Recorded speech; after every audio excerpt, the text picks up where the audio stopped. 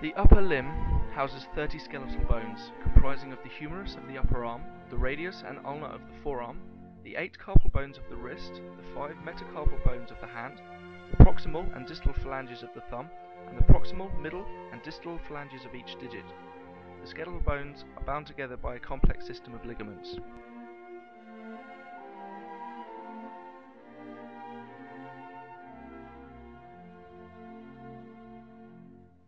The muscles of the upper limb can be separated into layers depending on their position and the type of movement they create.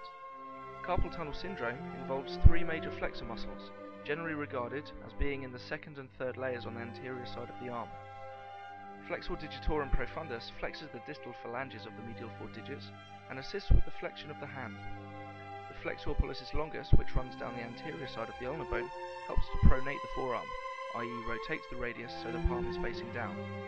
Finally, the flexor digitorum superficialis flexes the middle phalanges of the medial 4 digits, and acting more strongly, it flexes the proximal phalanges and the hand.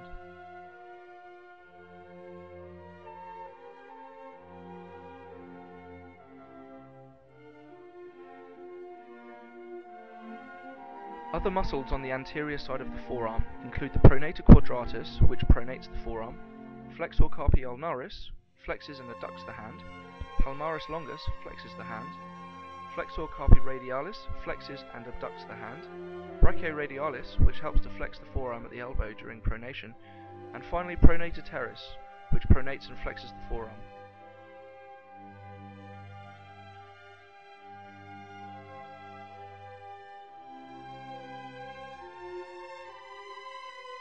Muscles on the posterior side of the forearm include the extensor digitorum, which extends the medial 4 digits and extends the hand at the wrist joint. Extensor indicis extends the second digit and helps to extend the hand. The extensor pollicis brevis extends the proximal phalanx of the thumb at the carpometacarpal joint. Extensor pollicis longus extends the distal phalanx of the thumb at the metacarpophalangeal and interphalangeal joints. Extensor carpi ulnaris extends and adducts the hand at the wrist joint. Extensor carpi radialis longus helps to extend and abduct the hand at the wrist joint, as does the extensor carpi radialis brevis. The extensor digiti minimi extends the 5th digit at the metacarpophalangeal and interphalangeal joints. The abducted pollicis longus abducts the thumb and extends it at the carpometacarpal joint. The anconeus assists the triceps in extending the elbow joint, as well as abducting the ulna during pronation of the forearm. Finally, the supinator supinates the forearm, i.e. rotates the radius to turn the palm anteriorly.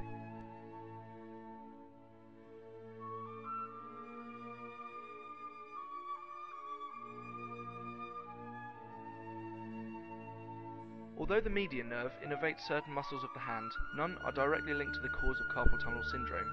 It is, however, often the repetitive movement of the digits that can cause the injury. The 4 palmar interosseous muscles adduct the digits as shown. Posterior to these are the 4 dorsal interosseous muscles which abduct the digits.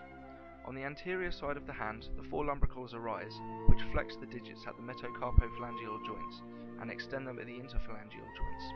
The abductor digiti minimi abducts the 5th digit, i.e. the pinky finger. Comprising of 2 proximal attachments, the adductor pollicis adducts the thumb towards the middle digits. The next set of muscles comprises of the adductor pollicis brevis, the flexor pollicis brevis, and under that the opponens pollicis, which altogether make up the muscles of thenar eminence. Hypothenar muscles integrate the flexor digiti minimi, the abductor digiti minimi, already shown, and the opponens digiti minimi. Held together and attached to the bones by a tough layer of ligaments, the thenar and hypothenar muscles are joined by the flexor retinaculum or transverse carpal ligament, which in turn is attached to the carpal bones of the wrist and forms the roof of the carpal tunnel.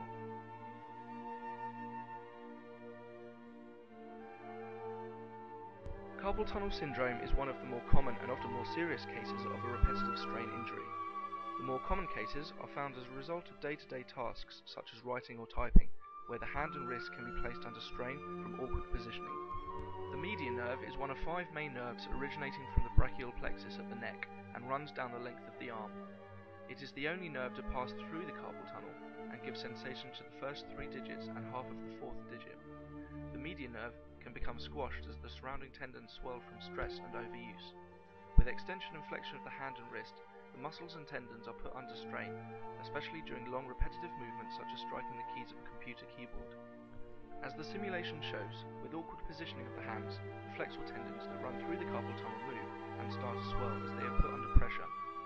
As the tendons swell and move, the space in the carpal tunnel decreases, and eventually the build-up of pressure on the median nerve causes numbness, pain, and in more serious cases the inability to grip objects due to weakened muscles in the first 4 digits. Generally, the injury will subside with rest and relaxation of the wrist. In worse cases, however, the pain may be too much and an incision in the transverse carpal ligament may have to be made to release the pressure built up in the tunnel.